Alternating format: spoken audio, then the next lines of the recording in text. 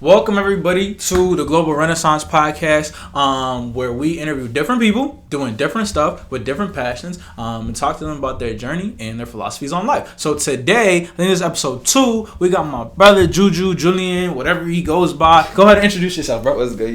Yeah. My name is Juju or Julian. Either one works. A little bit about me. I'm 20 years old as of right now. And yeah, I just do a little bit of everything. Kind of just like a business. Literally, I wake up and whatever I feel like doing that day, that's what I become. Some days I'm a fashion designer designing hats and shoes. Other days I'm an investor. So yeah, I just do a little bit of everything. For sure. Now he definitely does everything. And we're going to get into a few of those projects in a second. But before we get into that, right, the two words that kind of guide me when it comes to this is like passion and purpose. Like I want to discover other people or talk to other people about their passions and their purpose in hopes that it can inform somebody who maybe hasn't quite found that out yet. So being that you do a lot of things, I kind of want to get your background. Like what was the journey to you getting to this point in life? So if you could start whatever you want to start, whether that be childhood, middle school, high school, 2 years ago, whatever. But just kind of give us that background of how you got to this point. For sure. So my beginning, like my roots, is back home, 978 Lawrence, Mass. For those of y'all who don't know, like where Lawrence is, it's like an hour north of Boston. It's basically like this like low income city. Not a lot of opportunities, not a lot of resources, but just a lot of just like raw talent. And I feel like early on, especially like very early on, I'm talking like kindergarten. From like an educational institution standpoint, I was kind of like that poster boy and like diamond in the rough for a lot of either like scholarship organizations or schools and stuff like that. So I was kind of always brought in a good place to get opportunities. I always took advantage of them. But the one thing I was kind of like always forced into this image. Like I was always forced to be like, all right, like you're gonna be the poster boy that makes it out, and I'm like I'm gonna make it out, but I want to do it my way. So that kind of leads me into high school. I go to St. John's Prep, full scholarship. That school at the time cost like $26,000 a year, so it was like a big deal when I got in. And my 4 years there, I'm kind of seen as like that like loud, radical, Latino, like he's from Lawrence, cutthroat, all that. Like I'm kind of seen as like that image. I'm like, cool, I'm gonna take that for now. Like I'm gonna be that little like young activist running around right now, but just know like there's bigger things coming. So boom, I go to college. I go to Holy Cross, I choose to go to Holy Cross. And my first couple years there, I didn't really, it was alright. Right now I'm kind of in this like weird transitional period trying to transfer to another school. But during that kind of like that transition from high school to college, I was like, alright, I understand as of right now where my life is headed, and I don't like it. Like it's going very corporate. I don't like. There's no shame towards that. It just wasn't me. I don't like being defined into a certain box. And the biggest thing for me was that I didn't want. Honestly, it first started with my brothers because I got 2 younger brothers back home. I didn't want them because they're literally like duplicating every step I took. Like literally, same high school, did the same clubs and organizations, same grades, same GPA. Now they're at the same high school, crazy. Doing the same things, getting better grades in high school, but being part of the same clubs, doing all that. And I didn't want them to feel like they were subjected to the same box that I was. I want them to just be able to do whatever it is that they want. So I was like, you know what, like that's it. Like I'm doing whatever I want. Like I'm in school. I'm gonna make sure that's always secured. But that's kind of when that I don't care, I'm gonna do what I want to do attitude started to develop. Where I was like, you know what, I'm gonna learn how to do real estate today. You know what, I'm gonna learn how to invest today. You know what, I'm gonna learn how to do this. I'm gonna learn how to do that. Because for me, like my dream life, I post about it on my close friends all the time. My dream life is to touch $1 million, just disappear. But it's just because it's like that's just me, and I know working I wouldn't be able to do that.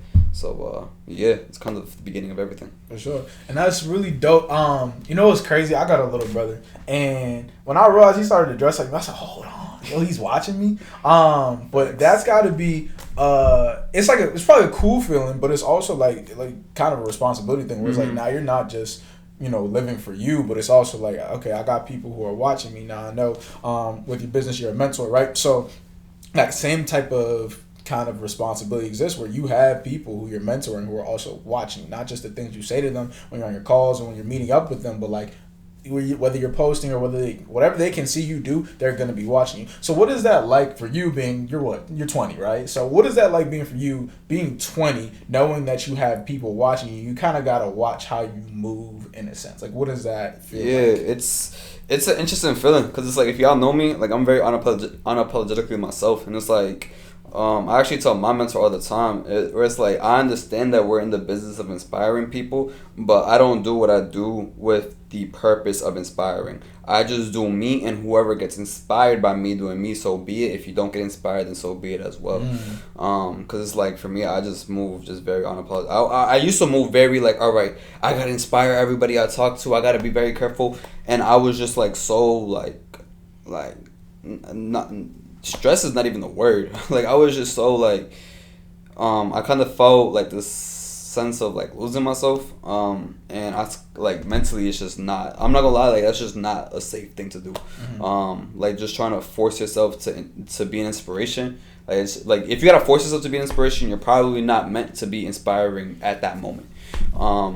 So yeah, once I kind of realized that, I was like, you know what, I'm gonna just do me, and whoever is inspired by it, so be it. And ever since then, I've been a lot happier, and I feel like in terms of inspiring and leading people, I've been a lot more effective since I did that, because it's a lot more genuine, and people can sense that. Even when you think you're being you think you're being genuine, and you probably aren't. Like when you're really genuine, like you don't even realize, like you just do. You're just doing you. Yeah. And so was there like a specific point where it was like, man, I realized that what I'm doing right now, like I'm really kind of living for other people. I'm thinking too much about it. Was there a specific point, or was it kind of gradual realization where that happened? It was like a gradual build up, but I guess like that one moment was I went back to school. It was the beginning of my sophomore year. Like I was online at first, and then I went to campus. Like I was able to I got approved to live on campus. Late September of my fall sophomore semester. So I moved into campus, and like, you know, there's like a lot of notions with the business that we're in, like, oh, you can't go out, you gotta lock yourself in the room and just do that all day, and it's like, for some people that works. For me, that just doesn't work. Like I just can't do that. I like to go out. I like to, you know what I'm saying, I like to smoke my little hookah, you know what I'm saying, and go to my parties. And I'm on a college campus, so I'm like, you know what, like I'm done trying to be this fake image. I'm gonna be Juju. Like I'm gonna just go out and be me. I'm gonna smoke my hookah when I want, and I'm gonna do what I gotta do. But I'm gonna make sure I gotta do what I gotta do first, and then I'm gonna do me. And kind of when I went back to school was when I first kind of started doing that. And ever since then, like don't get me wrong, I got a lot of like kind of like side eyes, like, yo, what is he doing? But at the end of the day, I'm a lot happier than a lot of other people, and that's all I really care about, because the only person I'm in competition is myself. For sure.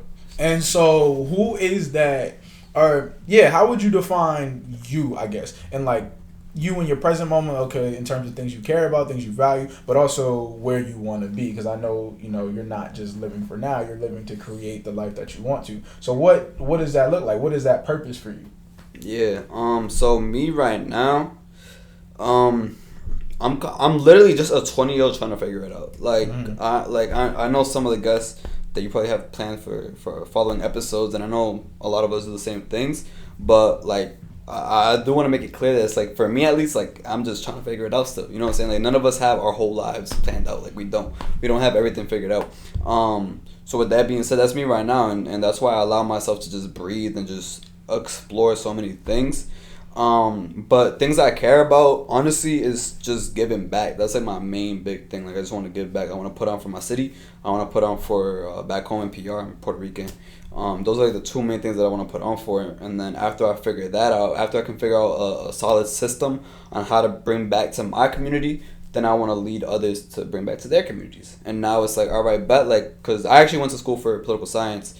Originally was going to be nonprofit management. My school didn't offer that. So like I've always been big on like helping my community. Like that's been my main mission, my main goal always. But now it's just like, I bet let me focus on learning how to do this just for my people right now. That way I can learn the skill set so I can bring that to other communities so other people can do it for their communities. So that's kind of like me now. And then the end all be all in all honesty, I just want to be able to impact, like I said, the people that I can. I'm not forcing impact. I'm not forcing inspiration. It's just like, all right, bet. Like I'm gonna offer certain opportunities in my community or a community back home. People that want it, they can take it. I'm not forcing nobody. I can't force you to take something. But my end goal is to just be able to give and then just live peacefully. Like those are like my main two things. I like to be super low key. Like I just want to just give back, and then after I pop out, give back. I just go to wherever I'm living at and just chill. Like I just like to travel, eat good food, and just do me, just chill. So yeah. I feel that. Now I wanted to talk because I know when you were, I think it was when you were in high school, you were doing speaking. Yeah. In terms of impacting and inspiring people, like speaking, I mean, I think when people think of inspiration, the first thing they probably think of is somebody speaking on the stage. So first of all, how did you get into that? And what was that experience like for you? And do you think you carry anything from that time into right now and what you're doing right now? Yeah, for sure. So the way I got into it was actually in English class. I wrote a poem, right? I wrote a poem and it was a fire poem. I loved it. It was like my favorite poem that I've ever written. I also write poetry. But it was like my most favorite poem. And like 2 weeks later, this organization I was a part of was doing a poetry slam where like the winner of the night gets like $100. I'm like, I'm a broke a broke high school kid. I'm gonna just pull it up, see what happens, right? I performed the poem, and there was somebody in the crowd that was hosting another poetry slam at a school, and they loved my poem. I won that night, and they loved my poem. They wanted me to speak at their thing, so I went and spoke at their thing. And then from there, I kind of just had I built up I guess like a confidence portfolio, if anything, for myself. And then the scholarship program that I was a part of, my senior year, they asked me to do the this big keynote speaking at their scholarship dinner fundraiser that they do every year. And I was like, cool, whatever. Like y'all funded me with $100,000 education. Least I can do is speak on stage for 10 minutes, right? So I go, I do it like a 10-minute speech, and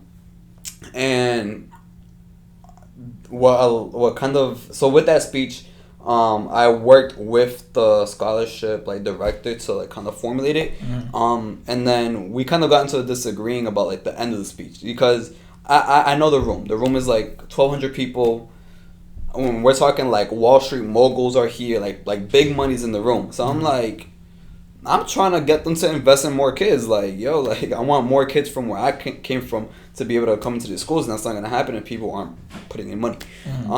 So we got disagreeing because he wanted me to end the speech on go happy or all what's the phrase? Happy go lucky. Happy go lucky. Yeah. Thank you. A happy go lucky ending, make everyone smile. I'm no, I'm not doing that. That's not me. I'm coming for next. I was I'm coming for next. So I basically ended the speech with kind of a call to action, but it was kind of a smack in the face call to action. It was so we all talk. It was basically amongst the lines we all talk about education is a gift. And this was near Christmas time. So I'm I bet. So what's y'all gift gonna look like? We doing all this talk. What's y'all gift gonna look like? And after that speech, I 10 minutes after that speech, that scholarship rose the most amount of money that they ever had. All 10 years before, previously, I shattered that Jeez. Within 10 minutes. And then it was also being broadcasted on one of the local channels.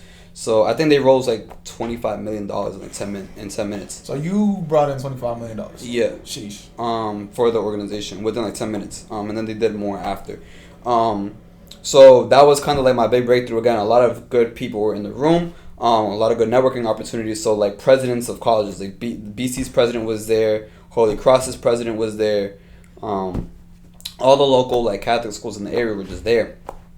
And they all came up to me after the speech and asked me to speak at their things and their events, and that's kind of when that started. And then I did a lot of speaking after that. That's kind of the way I was making money because I was working a job. I wasn't getting paid nothing. And that's how I would make my money. In terms of how that kind of led to me now, or how I translate that into now, I know. I realize the importance of words. I realize not only the way we say things matters, but honestly what you say matters. and just saying it repeatedly, and because of that, I'm very, very careful with what I say to the people that I work with on a consistent basis, because I know we can hear one thing on like the Zoom calls, and it's like if it's something that I don't agree with, I'm not gonna reiterate it. I'm not going to, and I'm gonna tell people what I genuinely feel that they need to hear, and especially I'm gonna tell them the way they need to hear it. Because one valuable skill that I learned was learning how to read a room, and just knowing what people need to hear and at what times and how they need to hear it. There's so many different combinations with speech that you gotta be just very, very careful with it. Yeah, now that's for sure. I think that's one thing for me. I've always kind of narratives or something I'm super big. Obviously, I mean, I have a podcast now, so controlling narratives is something clearly that I care about, and I think is super important, and just the power of words. Now, I know you had like a book, like a bunch of Tupac poems or something like that. Yeah. Right? So I wanted to get into like your influences, right? Like who influences you? Yeah, like that's the question. Like who influences you? Who influenced you? Who influences you now? Like who are these people? Yeah. So I guess on a personal basis, like personal influences, I would definitely say my mom's. One of my little brothers, actually not both of my little brothers, those like three right there was kind of like my main influences, just because I lived with them my whole life basically, especially my mom's, like just seeing kind of like sacrifices, and it's crazy because a lot of the things that like she would put me in position to like not fall for the environment that I was living in, right? She didn't want me to. She basically didn't want my like 16 through like 25 to look the same as hers. And in between the ages of 16 through 25, my mom graduated top of her class in high school, but then a couple of years later had me while she was in college. Didn't finish exactly with the degree that she wanted. Was struggling in Boston before, like a whole bunch of crazy stuff.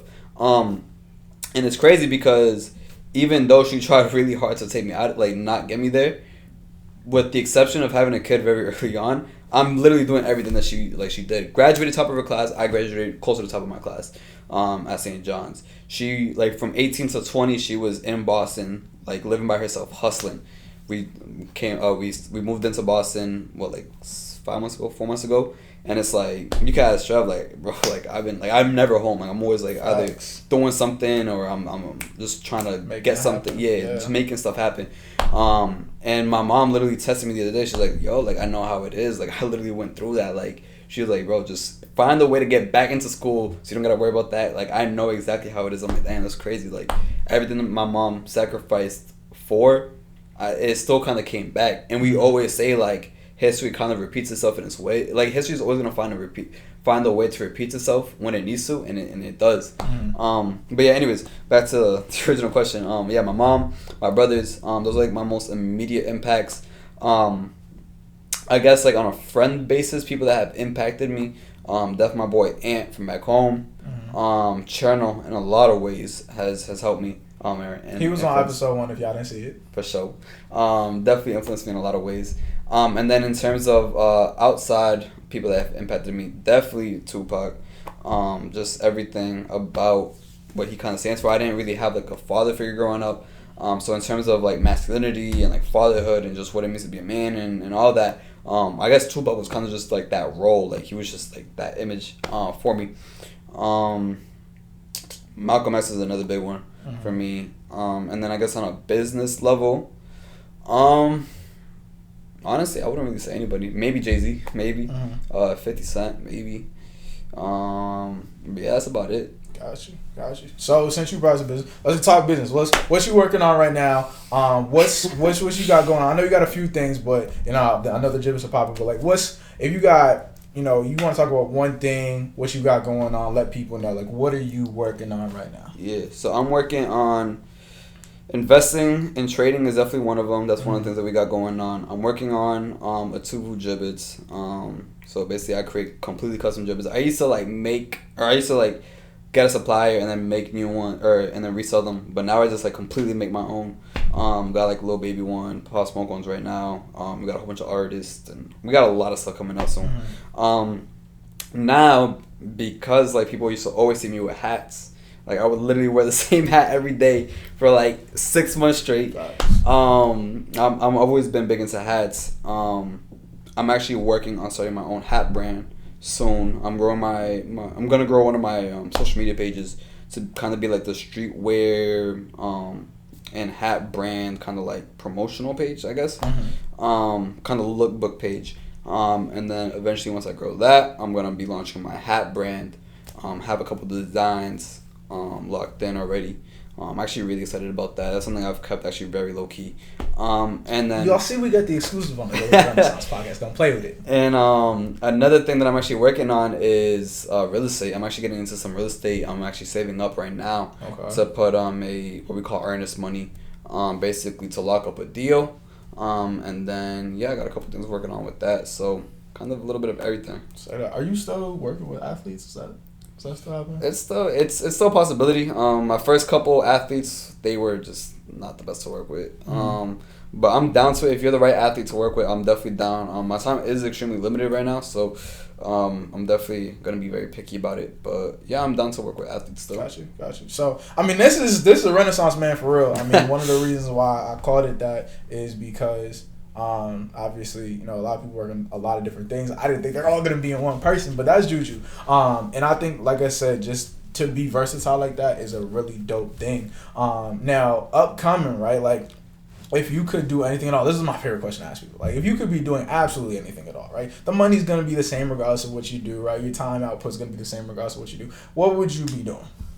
What do you mean? Like, if there's like one thing? Like, if you could do like one thing, if you spend the majority of your time doing one thing, the money's going to be the same regardless of what you choose, right? Like, what would you do? And it doesn't have to be any of those things that you're working. It could be, but it could be literally anything.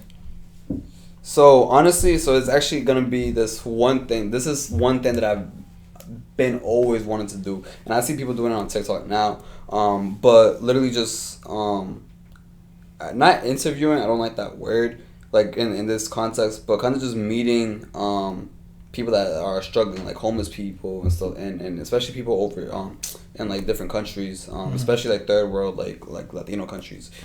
Just meeting them, figuring out their talents, showcasing their talents on social media, and creating this like platform where people can I guess sponsor them, I guess is the word that I'm looking for, kind of donate to them to allow them to do whatever they want to do. Like, there's so much talent. I'm not gonna lie, like, there's a lot of talent in the U.S. There's a lot more talent in different countries, like a lot more. And the reason I say that is because people are a lot happier with a lot less, and because of that, once they get a little, even the smallest, if they're able to do, honestly, if they're able to create better art than we are with less, imagine if they had more resources. You know what I'm saying? So that's kind of like the thing that I've always wanted to do.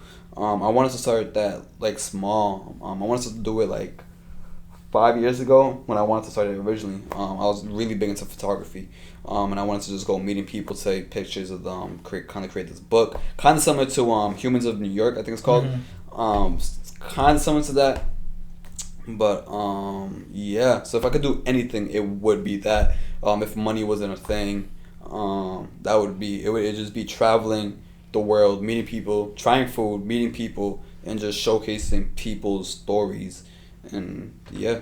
Say that. Well, that's fire. That's my last question. I'm gonna let you close it out. Is there anything that you want to say to anybody who might be listening to this? Like I said, for me, I'm doing this because I know, like you said, we're all just figuring it out right now. Especially probably most people listening to this 18 to 25. We're all figuring it out right now. So if there's anything you would say to somebody who's trying to figure out what it is that they want to pursue, what they're passionate about, what their purpose is, what would you say to that person? Yeah. So first thing, I actually got like 3 things. First thing is just stop thinking about it, just do it. Like, just get started. Just put that first step in, and put that first step in deep enough where it forces you to take the second step. Because a lot of times we like sit and think like, oh, what's the best way to do this, or I want to do it this way, or I'm gonna wait until I get this situated. Like, no, just do it. Because by the time you by the time you finally commit yourself to doing it, someone's gonna have already started, messed up the first time, perfected it, and now ran with it, and now you mad as hell that somebody did exactly what you was going to do. So that's the first step.